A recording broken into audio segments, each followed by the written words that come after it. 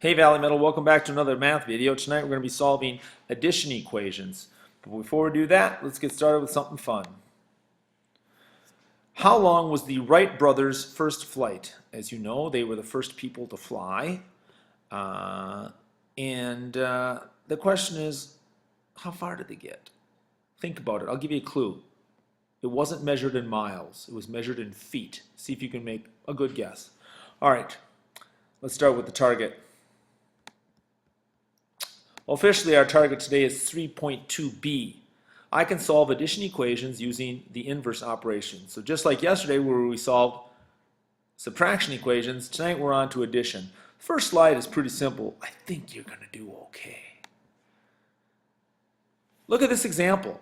See if you can figure out what kind of equation we're going to be working on today. Think about the target. Bing, bing, bing, bing, bing, bing. That's right, it's an addition. Congratulations, you may pick up a new car from Mr. McKag in the office tomorrow. All right, addition equations. So how do you think we're going to solve these addition equations? What's that? I didn't hear you. You in the back row? That's right, the inverse operation. What's the opposite of addition? Subtraction, right. All right, let's do this thing. So we subtract 7 from each side to isolate the variable, and we talked about that yesterday. We get w minus 0 equals 6. Or a short way of writing that, w equals 6. So let me just substitute that variable back in. Take that 6 and go 6 plus 7 equals 13. And I wrote that down there. I always like to rewrite that equation just to double check it. And that's all it is. It's in the hole. It's a miracle. That's all you have to do to solve an addition equation. All right, a couple of terms I want to review and add. First of all, addition equation, that's any equation that has an addition symbol in it. Okay? When you isolate the variable, we talked about this yesterday, but here's the official definition. It's just getting the variable alone or by itself. This is an isolated variable right there. You got it by itself, so you know that x is equal to 3. The subtraction property of equality just says that if you have an equation like this, you can subtract 3 from one side as long as you subtract 3 from the other side. All right?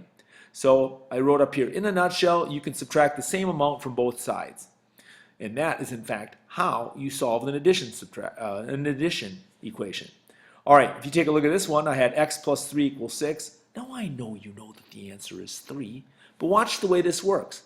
I subtract the 3 from this side, and I subtract the 3 from this side. Now I've got x plus nothing equals 6, or, sorry, x plus nothing equals 3, or simply x equals 3. And that's the way you do it. All right, let's try one on your own here. N plus 6 equals 24. You have an addition equation. You're going to solve with subtraction. Go ahead and give it a shot. I see dead people. Nah, just messing with you again. All right, here we go. Let's see how you did. Did you subtract 6 from both sides? To isolate the variable, n minus 0 equals 18. Or the more common way was just saying n equals 18. Good, super job. Is that it? What? Oh, I forgot to check it. You're correct. I did forget to check my answer. So I'll substitute the 18 back in. 18 plus 6 does equal 24. And like I said, I always like to rewrite it down here at the bottom just to make sure. I'm just that kind of guy. All right. Next one here on your own. Give this one a shot. Go. I'm back. Well, let's see. We got 8 plus 15 equals 21. So what do you suppose we're going to do first? That's right. Subtract 15 from both sides. We do that. We got a equals 6. Let's substitute it back in. 6 plus 15 does indeed equal 21, and I checked my work. Nice. All right, you are 2 for 2. Let's see if you can go 3 for 3. Here's the last one before the ticket. Go. All right, let's see how you did. Subtract 42 from both sides. You end up with b equals 36. Did you substitute back in and check your work? I did. 36 plus 42. Ooh, these numbers are a little bit bigger. 30 plus 40 is 70. 6 plus 2 is 8, so that is indeed 78. Nice job, kids. B equals 36 was the correct answer. All right, let's get to the ticket to the show. These are your two addition equations. I'd like you to solve them using the inverse operation. You're going to isolate that variable and figure out what it is. Go ahead and write these down.